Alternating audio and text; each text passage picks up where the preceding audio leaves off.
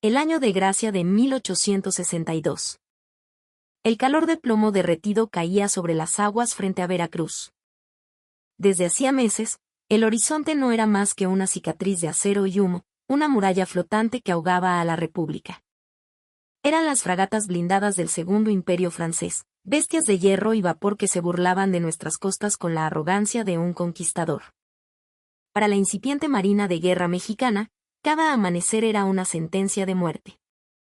Nuestros barcos, valientes cascarones de madera tripulados por hombres de sol y sal, eran como colibríes enfrentando a halcones de metal. A bordo de la cañonera Independencia, un veterano de 1000 tormentas y pocas victorias, un joven pescador llamado Mateo, a quien todos apodaban el Chato por su nariz achatada y su sonrisa fácil, observaba el mar. Llevaba casi 2 meses enrolado a la fuerza, después de que una patrulla francesa confiscara su chalupa y la de su padre. Tenía el corazón lleno de furia y las manos vacías de esperanza. En ese tiempo, había visto a la pequeña flota republicana perder 3 barcos, devorados por el fuego preciso y devastador de los cañones rayados franceses. Los invasores aparecían, disparaban sus andanadas, y se retiraban con una eficiencia insultante, protegidos por un blindaje que nuestras balas de cañón apenas arañaban. No había honor en esa guerra, era una carnicería tecnológica. El Chato no era un soldado. Era un hombre de mar. Su universidad habían sido las corrientes del Golfo, sus libros, las nubes que anuncian el norte, sus camaradas, los pelícanos que seguían su barca. Y ahora, en la cubierta astillada de la Independencia, veía algo que los oficiales, con sus catalejos y sus mapas, parecían ignorar. Apilados cerca del pañol de municiones, había decenas de costales de cal viva, usados para desinfectar las cubiertas y mantener a raya las enfermedades. A su lado, en la cocina, el cocinero colgaba ristras de chiles habaneros y de árbol, el fuego sagrado que daba sabor al rancho de la tripulación. Cal. Chile. Polvo que ciega y polvo que quema. En la mente de Mateo, una idea comenzó a formarse. Una idea tan simple, tan de pueblo, tan ridículamente mexicana, que quizás, solo quizás, podría funcionar. Eran poco más de las 10 de la mañana, bajo un sol que rajaba las piedras. El Chato Mateo se armó de valor y se dirigió al puente de mando, donde el capitán Arteaga, un hombre cuya cara parecía tallada en madera de mezquite por los vientos de la derrota, estudiaba sus cartas de navegación con una desesperación mal disimulada. Arteaga era un veterano de la guerra contra los americanos, un patriota hasta la médula, pero la impotencia frente a la tecnología francesa le estaba carcomiendo el alma. Mi capitán, con su permiso. Tengo una idea sobre los franceses, dijo Mateo, con la voz rasposa de quien no está acostumbrado a dirigirse a la autoridad. Arteaga ni siquiera levantó la vista. Su voz sonó cansada, gastada. Eres un marinero, Chato. Tu trabajo es baldear esta cubierta y apuntar un cañón cuando se te ordene, no diseñar estrategias navales. Déjale eso a los que estudiaron para ello. La condescendencia del oficial picó el orgullo de Mateo, pero no lo amedrentó. Lo sé, mi capitán, y sé que va a sonar a locura de pescador. Pero, ¿y si los dejamos ciegos? Con lo que ya tenemos a bordo. Ahora sí, Arteaga levantó la cabeza. Sus ojos grises, inyectados en sangre por las noches sin dormir, se clavaron en el joven. ¿Ciegos? ¿De qué demonios hablas, muchacho? Con la cal, señor. Y el chile, explicó el Chato, hablando rápido, temiendo que lo echaran de allí a patadas. Si nos acercamos lo suficiente, con el viento a favor. Aventamos una mezcla de cal viva y chile molido a sus cubiertas. La cal con la humedad del aire y el sudor de sus caras les quemará los ojos. El chile hará que no puedan ni respirar. Ni el más gachupín de los gachupines puede apuntar un cañón si está llorando y ahogándose, mi capitán. Se volverán locos, no sabrán ni dónde están parados. Un silencio pesado como una bala de cañón cayó sobre el puente de mando. Los 2 tenientes que flanqueaban a Arteaga miraron a Mateo como si le hubiera crecido una segunda cabeza. La propuesta no era solo poco ortodoxa, era un insulto a las nobles artes de la guerra. Parecía una treta de bandoleros, no una táctica naval. Finalmente, Arteaga habló, su voz un murmullo grave y peligroso. Chato. Esa es la pendejada más grande que he escuchado en mis 20 años de servicio. ¿Crees que sus fragatas blindadas se van a detener por un poco de polvo? ¿Crees que podemos acercarnos tanto sin que nos hagan pedazos antes? Sus cañones tienen el doble de nuestro alcance. Señor, ellos son soberbios, insistió Mateo, su voz ganando una convicción desesperada. Siempre se acercan para dar el golpe de gracia. Creen que somos basura. Esperan que huyamos o nos rindamos. Pero nunca esperan que un pescadito les vaya a saltar a los ojos. Además, he estado leyendo los manuales. Los que les quitamos a los prisioneros del último desembarco. Arteaga arqueó una ceja, incrédulo. ¿Tú? ¿Leíste los manuales de táctica franceses? Sí, mi capitán. Estaban en su mesa. Los leí mientras trapeaba el piso, confesó el chato sin vergüenza. Dice ahí que su doctrina es acercarse a menos de 200 metros para asegurar la destrucción del casco con fuego de metralla. Es su firma, su estilo. Creen que a esa distancia ya estamos muertos. Es nuestra única oportunidad. Ellos tienen sus grandes barcos y sus cañones de acero, pero nosotros tenemos esto. El ingenio y el coraje de nuestra raza de bronce. Arteaga lo observó durante 10 largos segundos. Vio la terquedad en los ojos del muchacho, la lógica brutal y simple de su argumento. Era una locura. Era un plan suicida. Pero la desesperación es la madre de la audacia. Todas las tácticas convencionales habían fracasado. Habían perdido hombres, barcos y honor. Tal vez, solo tal vez, la locura de un pescador era lo único que les quedaba. El capitán Arteaga no autorizó el plan de inmediato. La idea era demasiado extraña, demasiado folclórica. Llevó la propuesta a su superior, el comodoro Palacios, un hombre de la vieja escuela que comandaba la diminuta flotilla del Golfo. La respuesta de Palacios fue un cañonazo verbal. Arteaga, si vas a poner a un pescador analfabeto a cargo de la estrategia de esta armada, te relevo del mando ahora mismo y te envío a un fortín en medio del desierto. ¿Quedó claro? Pero entonces, como suele ocurrir cuando los dioses de la guerra se aburren, el destino intervino. El 18 de junio de 1862, a las 14:37, el vigía de la Independencia gritó la temida señal, fragata a la vista. Bandera francesa. Era la Foudroyante, la fulminante, un monstruo de 1000 toneladas con un blindaje que había resistido el fuego de flotas enteras. En menos de 15 minutos, con una precisión matemática y cruel, sus cañones destrozaron 2 de las goletas mercantes que la Independencia escoltaba. El barco mexicano intentó responder al fuego, pero era como escupirle a una montaña.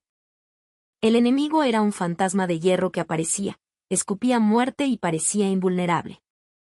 La fragata francesa, cumpliendo su doctrina al pie de la letra, comenzó a acortar la distancia para rematar a la cañonera mexicana. El chato Mateo estaba en cubierta, ayudando a cargar un cañón. Veía el pánico en los ojos de sus compañeros, sentía la vibración de la madera bajo sus pies con cada impacto cercano que levantaba columnas de agua hirviendo. Veía al capitán Arteaga en el puente, pálido, a punto de dar la inevitable orden de retirada. Y entonces, Mateo vio los costales de cal y las ristras de chiles. Sin autorización. Sin consultar a nadie. Movido por una furia primigenia, por el recuerdo de su barca robada y su pueblo humillado, el chato corrió hacia los costales. Con su cuchillo, rasgó 2 de ellos. Gritó a un par de muchachos de su pueblo, también enrolados, que le trajeran todos los chiles de la cocina.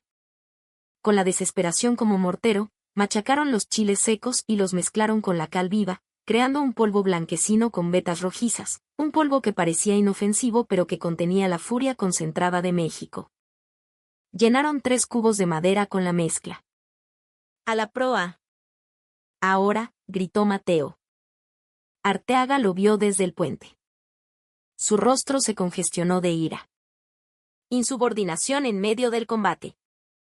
Estaba a punto de ordenar a sus guardias que arrestaran a ese loco cuando la foudroyante viró, presentando su costado artillado a menos de 150 metros.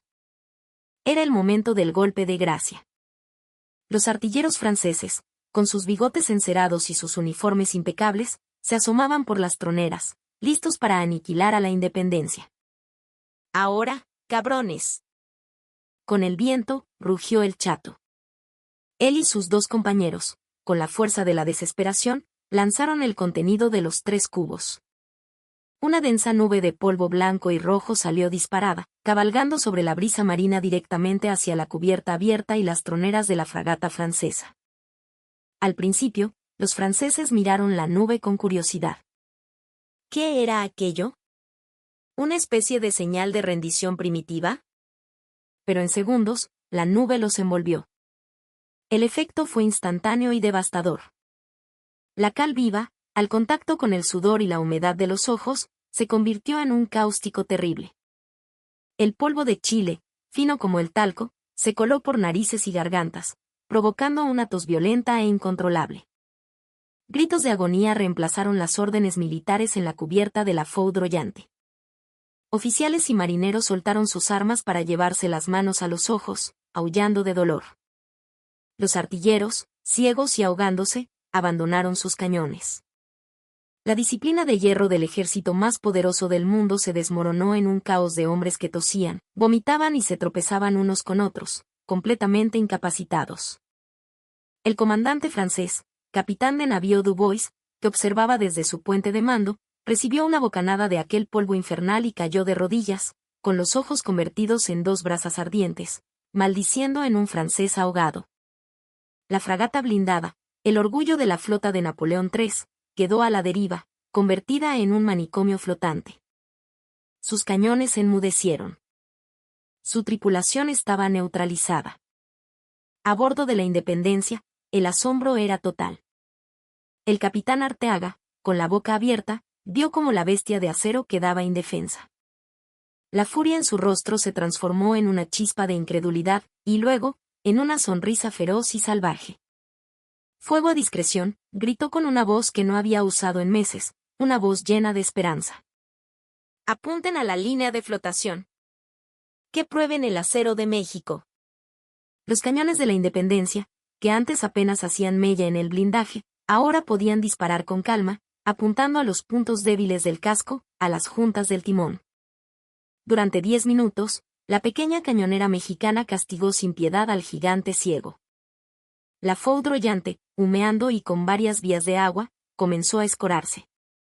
Incapaz de defenderse o maniobrar, su única opción fue emprender una retirada torpe y humillante, desapareciendo en el horizonte como un leviatán herido. Desde que el chato lanzó su polvo del diablo hasta que la fragata enemiga huyó, habían pasado exactamente 19 minutos. 19 minutos que cambiaron las reglas del juego. El capitán Arteaga no arrestó a Mateo. En cambio, bajó del puente de mando, caminó entre sus hombres que vitoreaban al joven pescador, y se paró frente a él. Puso una mano pesada en su hombro, y con los ojos brillantes de una emoción que no sentía desde hacía mucho tiempo, dijo una sola palabra: chingón. Esa misma tarde, Arteaga envió un informe cifrado al Comando Naval en la Ciudad de México. El título era tan poco ortodoxo como la táctica misma: uso táctico no convencional de compuestos agrícolas y de construcción como arma de neutralización de área contra unidades navales blindadas. La respuesta del alto mando llegó 2 días después, transportada por un jinete que casi mata a su caballo en el trayecto. Propuesta aprobada para implementación experimental. Suministro de toda la cal y el chile de la región de Veracruz puesto a su disposición. Informe resultados. Dios y libertad. Lo que ni el alto mando ni los franceses esperaban era cuán devastadoramente efectivo sería el método del chato. Para julio de 1862, la Independencia y las pocas naves que le quedaban a la República habían reorganizado por completo su doctrina de combate. Ya no buscaban el enfrentamiento directo. Se convirtieron en guerrilleros del mar. La nueva táctica era simple y brutal. Cuando una fragata francesa era avistada, las cañoneras mexicanas no huían. Maniobraban para ponerse a favor del viento, se acercaban a una velocidad suicida, y lanzaban una lluvia de polvo del diablo sobre el enemigo. Una vez que la tripulación francesa estaba ciega y asfixiándose, los barcos mexicanos, a veces apoyados por pequeñas chalupas de pescadores armados con trabucos, se acercaban y acribillaban al gigante indefenso. Un barco enemigo ciego y en caos solo tenía dos opciones: huir o ser abordado. Ambas eran una humillación insoportable para la Marina Imperial. La primera victoria oficial con la nueva doctrina llegó el 3 de julio. La fragata Le Téméraire. Su cubierta fue bañada en el polvo de Cali, Chile. Intentaron responder al fuego, pero sus disparos eran erráticos. La cañonera Reforma la castigó durante 20 minutos hasta que se retiró con un incendio a bordo. Segunda victoria, 8 de julio. La corbeta Le Victorieux. La tripulación, cegada, entró en pánico. El timonel, sin poder ver, la hizo encallar en un arrecife cerca de la isla de Sacrificios. Fue capturada con toda su tripulación. Tercera victoria, 11 de julio. El transporte de tropas Charlemagne. Su escolta fue neutralizada con el polvo. El transporte, sin protección, fue abordado. Cientos de soldados franceses fueron hechos prisioneros sin disparar un solo tiro. Pero los franceses no eran estúpidos. Contaban con los mejores ingenieros de Europa y con un almirantazgo que analizaba cada derrota. A mediados de julio, el almirante Edmond Juin de la Gravière, comandante de la flota de invasión, recibió 3 informes de sus capitanes que describían, con una mezcla de horror y vergüenza, cómo habían sido derrotados por una especie de polvo diabólico lanzado por los indígenas. La respuesta francesa fue lógica e inmediata. Nueva orden táctica: al enfrentar naves mexicanas, mantener una distancia de seguridad de más de 500 metros. Utilizar exclusivamente la ventaja de alcance de nuestra artillería. Se prohíbe el acercamiento para el abordaje o el fuego de corto alcance. Además, se distribuyeron gafas protectoras y pañuelos húmedos a las tripulaciones. Esto debería haber neutralizado por completo el método del Chato. Pero los franceses, en su arrogancia tecnológica, acababan de cometer un error táctico catastrófico. Al mantenerse a distancia, su precisión disminuía considerablemente contra los pequeños y ágiles barcos mexicanos. Y lo más importante, subestimaron el ingenio de nuestra gente. Las gafas protectoras se empañaban con el calor y la humedad, volviéndose inútiles. Los pañuelos húmedos no podían filtrar un polvo tan fino que se pegaba a la piel sudorosa y quemaba igualmente. Pero el verdadero golpe maestro mexicano fue la siguiente evolución de la táctica. Agosto de 1862. Las fuerzas republicanas ya no solo usaban barcos. Adaptaron la táctica a la guerra de guerrillas costera. Pequeños grupos de chinacos y pescadores se escondían en los manglares y en las ensenadas. Cuando una patrulla francesa se acercaba a la costa para buscar agua o alimentos, eran emboscados. No con balas, sino con el polvo. Desde los acantilados, usando catapultas improvisadas, lanzaban costales enteros de cal y chile sobre las lanchas de desembarco. La bahía de Antón Lizardo se convirtió en un cementerio de botes franceses, con sus tripulaciones saltando al agua, prefiriendo el riesgo de ahogarse al tormento de aquel polvo infernal. El bloqueo naval de Veracruz, antes una soga de acero, comenzó a tener agujeros. Pequeños barcos contrabandistas, guiados por pescadores locales, empezaron a burlar a las fragatas francesas por la noche, llevando armas y medicinas a las fuerzas de Juárez. Los comandantes franceses, temerosos de las emboscadas costeras y de la arma incivilizada de los mexicanos, se volvieron excesivamente cautelosos. Su agresividad se convirtió en paranoia. Cuarta victoria, 7 de agosto. La fragata La Normandía intentó un bombardeo a larga distancia sobre el puerto de Alvarado. Falló la mayoría de sus disparos. 2 goletas mexicanas salieron a provocarla. El capitán francés, recordando sus órdenes, se negó a acercarse y se retiró. Una victoria moral que supo a gloria. Quinta victoria, 12 de agosto. Un convoy de suministros francés fue atacado por una flotilla de chalupas de pescadores armados con el polvo. La escolta, la corbeta Le Pluton, fue cegada y obligada a retroceder, dejando el convoy desprotegido.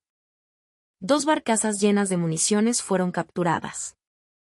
Sexta victoria, 19 de agosto. La fragata La Couronne, una de las más poderosas, intentó forzar el paso. El capitán Arteaga, ahora un héroe local, le tendió una trampa. Fingió una retirada, atrayendo a la fragata hacia una ensenada estrecha donde, desde ambas orillas, llovió sobre ella el polvo del diablo. La Couronne sufrió más de 40 bajas por quemaduras y asfixia y tuvo que ser remolcada de vuelta a mar abierto. Los franceses intentaron desarrollar contramedidas. Ingenieros químicos en Tolón trabajaron en ungüentos protectores y máscaras de respiración primitivas. Pero no funcionaba. El calor del trópico hacía insoportable el uso de cualquier equipo pesado. Además, el suministro de cal y chile en México era prácticamente infinito. Era el arma del pueblo, barata, accesible y terriblemente eficaz. Para septiembre de 1862, el almirante de la Graviere tomó una decisión desesperada. Ordenó a sus naves operar a una distancia mínima de 2 kilómetros de la costa, y realizar patrullas en grupos de no menos de 3 fragatas. Era una orden imposible de cumplir y mantener un bloqueo efectivo. Los comandantes franceses lo sabían, pero las órdenes son órdenes. La guerra naval en el Golfo se había estancado. Pero para México, un estancamiento era una victoria. El flujo de suministros, aunque pequeño, se reanudó. La moral de las tropas republicanas, que veían como el invencible enemigo podía ser derrotado, se disparó. 10ª victoria, 9 de septiembre. La fragata El Invincible. Su capitán, frustrado, desobedeció las órdenes y persiguió a una cañonera mexicana. Cayó en la misma trampa que la Couronne. Huyó con la mitad de su tripulación incapacitada. 11ª victoria, 22 de septiembre. El capitán de navío Dubois, el mismo de la Foudroyante, ya recuperado, intentó una incursión nocturna. Los mexicanos, advertidos por sus vigías, habían rociado la entrada del puerto con aceite y luego lanzaron flechas incendiarias, iluminando la noche.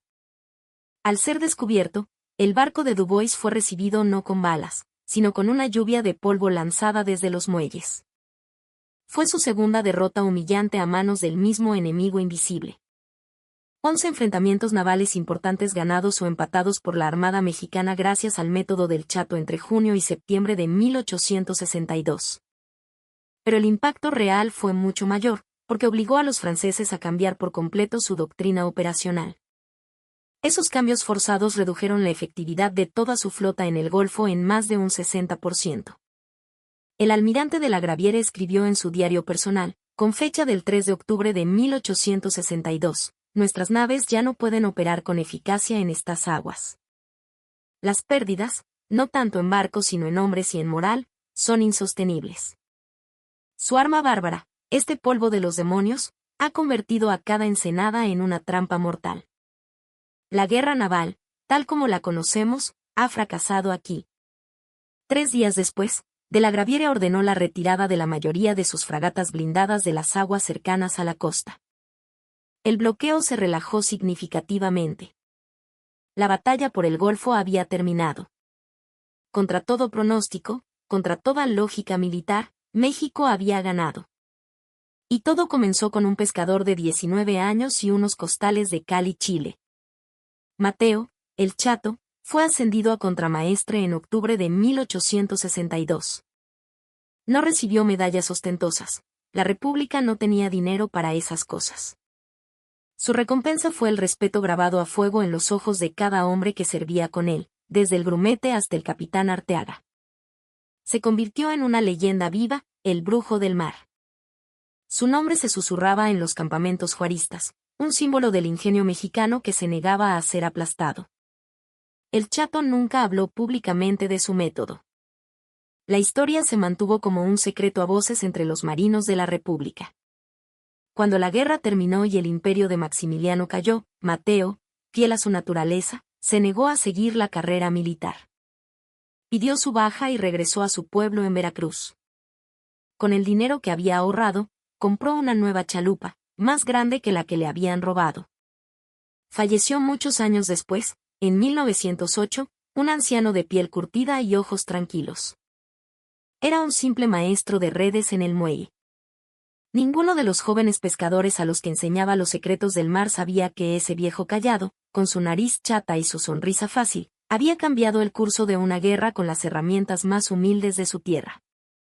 Hoy, la tecnología ha vuelto obsoleta la táctica del chato. Los misiles guiados y el radar no se ciegan con Chile. Pero en 1862, cuando el águila imperial francesa parecía invencible, un joven que no sabía de academias militares miró un costal de cal y una ristra de chiles y vio un arma. Vio la salvación. Porque a veces, las más grandes victorias no se ganan con el acero más duro, sino con el ingenio más afilado. La guerra no la ganan solo los generales y los emperadores. La ganan, también, los pescadores que se atreven a pensar diferente, los que demuestran al mundo que no hay poder extranjero que pueda doblegar el corazón